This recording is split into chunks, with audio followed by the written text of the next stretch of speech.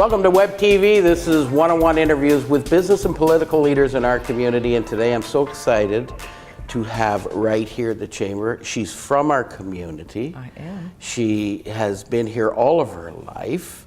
And I've known her all of my life, just about. Not all of your life. You're not that much younger than me, you noodle.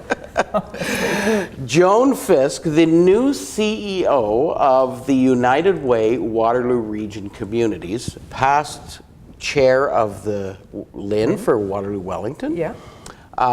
Past president and CEO of the Greater KW Chamber of Commerce, past president of Tiger Brand, where you spent most of your time. Most of my career. Joan, it's wonderful to have you here because the United Way is so important to our communities. Yes, it is, Greg, and it's a pleasure to be here. And for sure, we do go way back. But this is an opportunity for our communities. I wouldn't do this if I didn't think that it really mattered. And that's what attracted me to take on this new role. I think it's so exciting to have a local person, somebody who grew up in the community, saw all of the changes we had, all good and bad, Yes. And understands a community like you, because not only have you been that corporate philanthropist, but you've also been on the other side of the train, especially with the LIN, working with communities and organizations and people who need help the most. And I think what a wise decision for them to make at saying, let's suck what's left out of Joan and plug it back into the community, because I think it's important. You have lots to go forward with in the community. Yeah, you've got lots of energy, you know. Lots of energy. The LIN taught me. If I had not done the role at the LIN, I would not have known about the need for care. I wouldn't have known how much we have that determines our health around social services. I wouldn't have known that. What the Chamber of Commerce taught me was the community in general. I met leaders in the community, because although I spent many years at Tiger Brand, I didn't get in the community like I did. Well, sometimes then. You're in your office and you're doing traveling. your thing, right? You're out doing work all over the globe, really. But in this particular role now, our opportunity is to it's the hand up. Okay, and the United Way generally in Canada is the second largest social services provider of funding next to the government. And I was astounded when that stat. I thought, really? And it's been declining. Bud's not around, Lear's not here, Schneider's isn't here. You know, many unionized. And those would have been huge. They were huge. They had huge employee campaigns and huge. And the labor campaign was really behind this United Way movement many years ago, because that was a way to really give to your community if you didn't have a lot of money. And sometimes people in the labor movement knew how hard it would be if you didn't have a job. Yeah. Do you think that's, you know, that was a lot of what was behind the decision to conjoin the two United Ways? Yes, absolutely. The funding had declined. Yeah. And it had been declining for a long time. And then resurgence, little bits here and there along the way, but not enough to really do what the community needs. Yeah.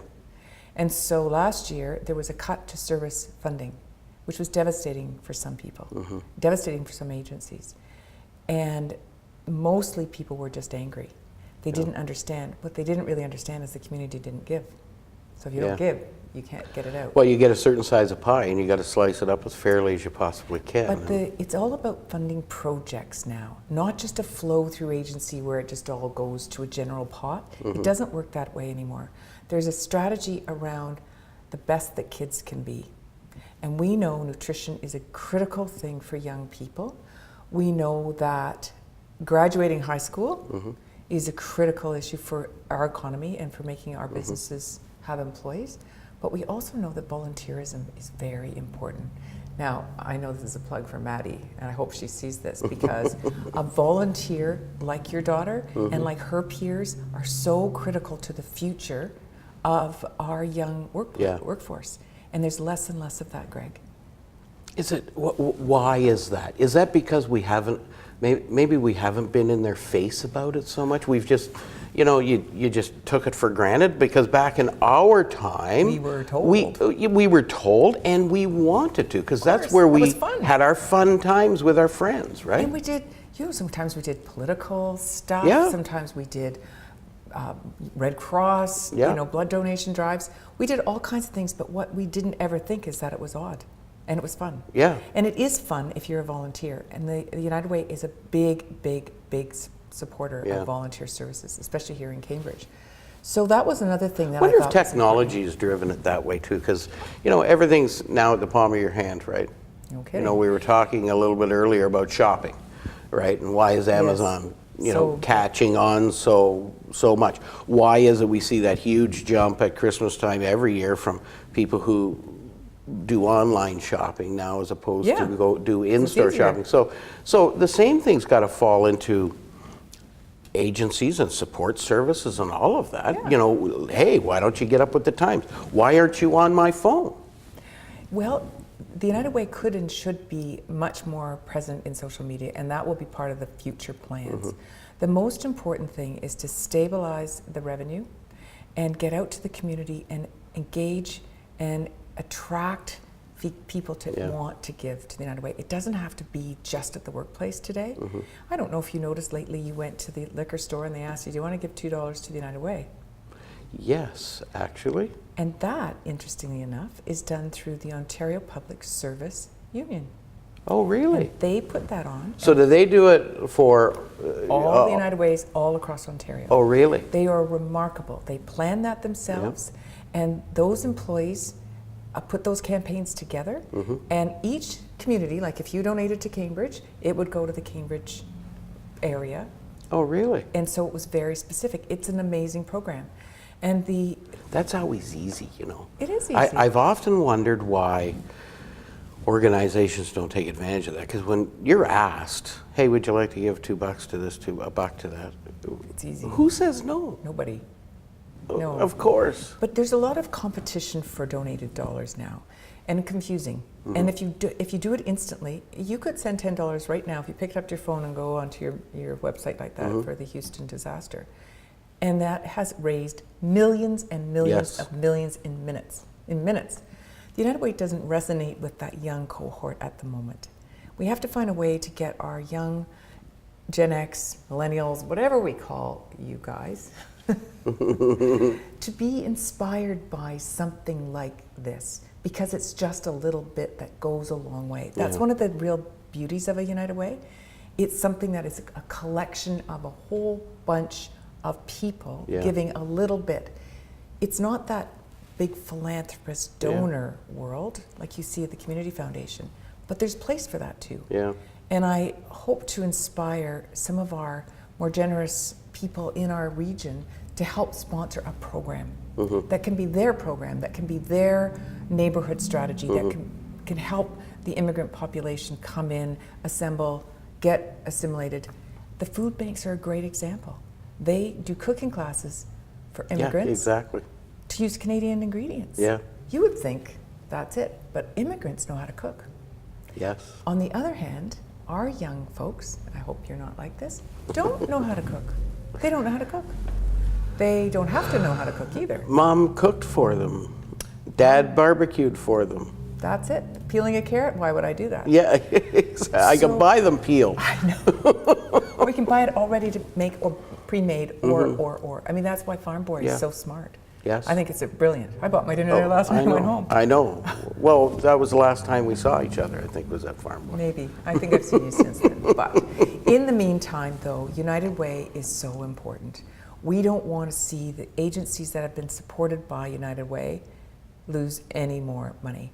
So our plan is to expose the United Way, its new world, its new intentions, its new face, not just my face, but it's also a face of responsibility, a face of volunteerism that is amazing. The universities are great at supporting United Way.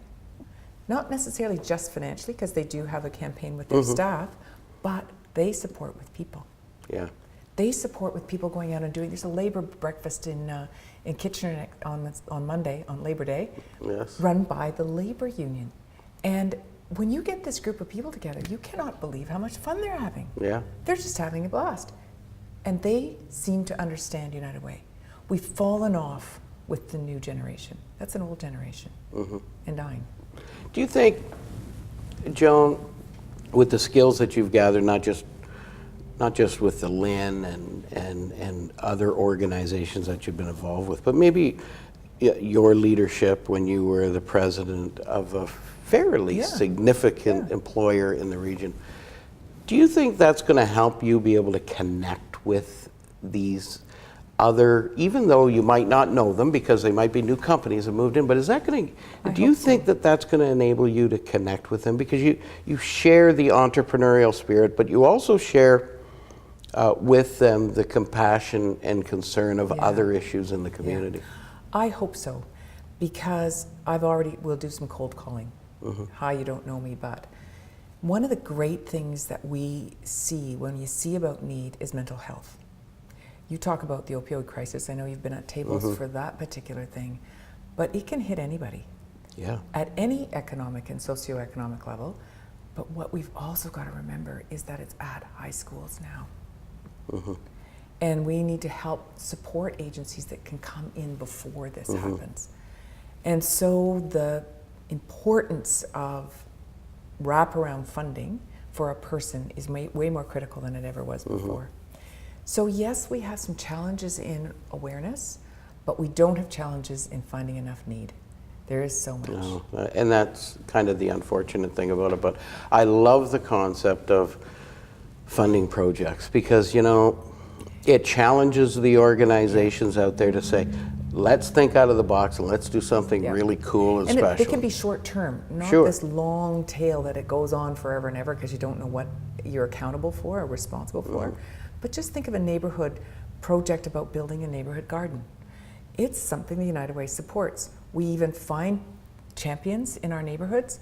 If you want to be part of this champion, they can also look out for difficulties within neighborhoods. I think we actually gave a community award to the one in Preston Heights. You did. And it has been very successful and supported by the United Way.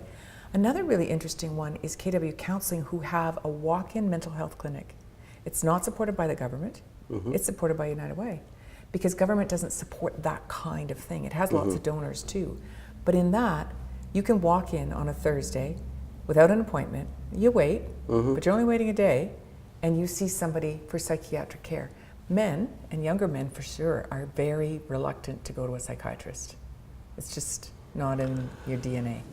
That's an interesting subject that we've had lots of conversation around the family dinner table about because as you well know, you know my daughter Maddie, and she has lots of friends in high school, and she's right at that age, she's 16 now, that, you know, there are people at her age group that are in need of not necessarily psychiatric help. They need someone. It's anxiety help. Yes, they need someone to talk to. They do. That's not that's not mom or dad or their friends necessarily, you know. And you know, there's a lot of kids that don't have anyone to talk to, even if they do have a mom and dad, or they're not together, or could be stepfather, or abusive situations that they don't want anyone to know about. So we've got lots of things in our community to help. Universities, for instance, are going through a crisis of suicide. Never in our era did we ever see suicide on university campuses like we've seen. Guelph's had like 3 or 4.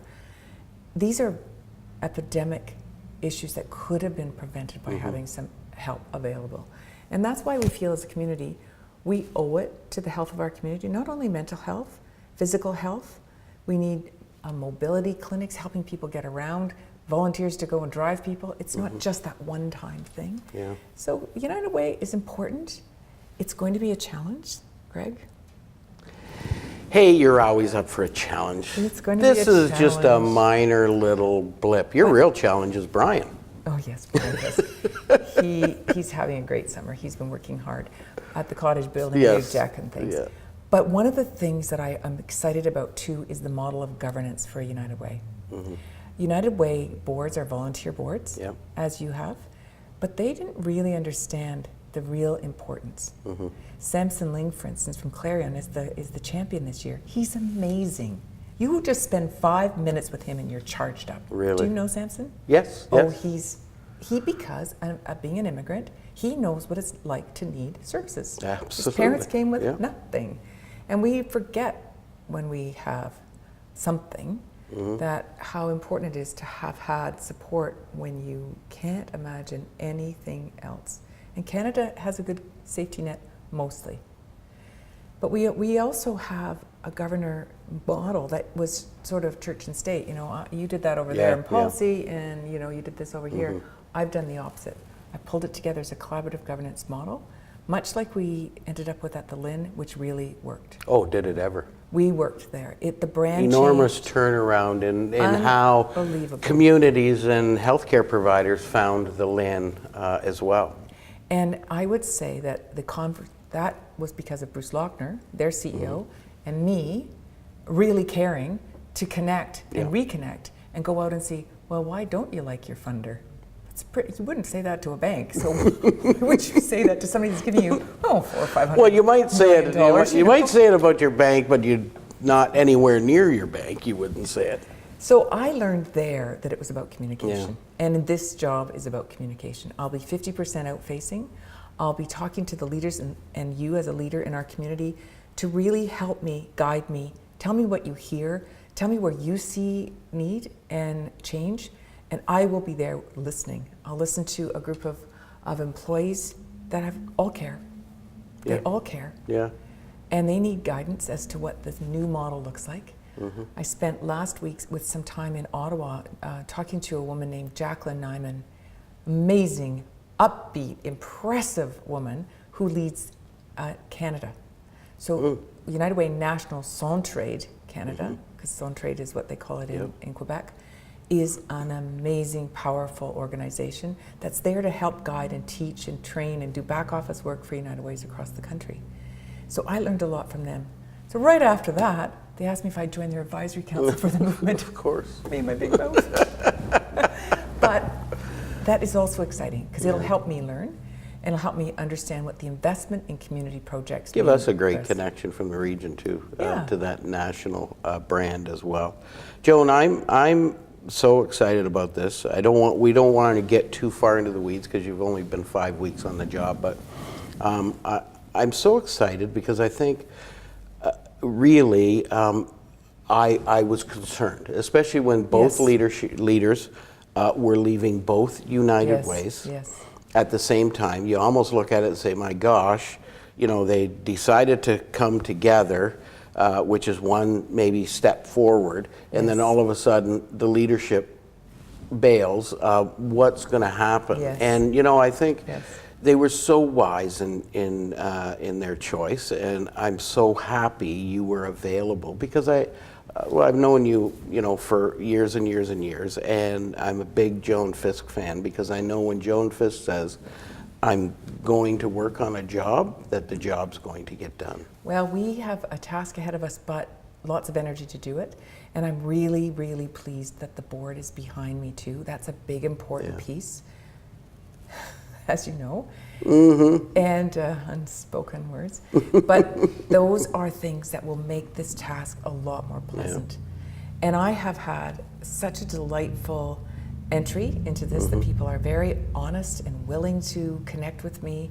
The board has been going out on meetings with me. The champions are already getting involved with companies and helping me go and see people. And even if you don't do a workplace campaign, maybe as a company you can donate a couple $1,000. Whatever you can do to help our community, hand up. It's about poverty. It's about people that don't have what we have.